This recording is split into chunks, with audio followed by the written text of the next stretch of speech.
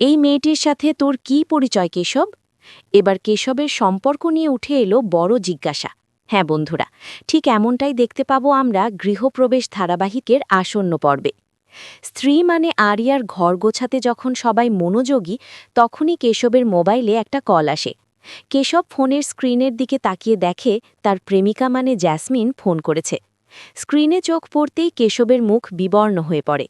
দূর থেকে সেটা শুভলক্ষ্মী নজর করে। এদিকে কেশব ফোনটা ধরতেই জ্যাসমিন কেশবকে বলে ওঠে, কেশব, তুমি আমার সাথে কোনো যোগাযোগ কেন রাখছ না? তুমি আমাকে এভাবে এড়িয়ে কেন চলছো বলো তো? আসলে কি বোঝাতে চাইছো তুমি আমাকে? সেটা স্পষ্ট করে বলো। তুমি কি চাইছো আমাদের সম্পর্কটা আর টিকিয়ে রাখবে না? এসব শুনে কেশব ফোনটা নিয়ে কিছুটা সরে এসে বলে, জ্যাসমিন, কি বলছো এসব তুমি? মাথা ঠিকঠাক আছে তোমার? তুমি কি আমার অবস্থাটা বুঝতে পারছো না? আমি তো তোমাকে আগেই বলেছিলাম যে আমার পরিবারে একটা ঝামেলা চলছে। এটা মিটে গেলেই আমি বাড়িতে সবাইকে তোমার কথা জানাবো।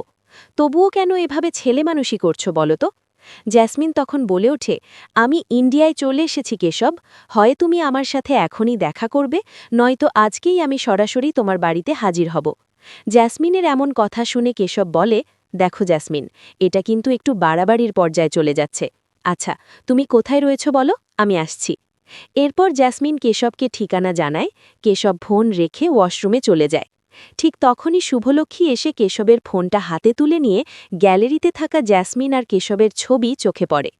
কেশব ওয়াশরুম থেকে বেরিয়ে শুভলক্ষ্মীকে দেখে বলে, মা, তুমি এখানে কি করছো? শুভলক্ষ্মী তখন পাল্টা প্রশ্ন ছুড়ে বলেন, তার আগে তুই আমাকে বল, তোর সাথে এই মেয়েটিকে কি পরিচয় তোর এর সাথে? তো বন্ধুরা, তোমাদের কি মনে হয়, কেশব কি এবার শুভলক্ষ্মীর কাছে সব সত্যি বলবে? কেশবের সম্পর্কের কথা জেনে শুভলক্ষ্মী এবার কেমন প্রতিক্রিয়া দেখাবেন? তোমাদের মতামত কমেন্টে জানাতে ভুলো না।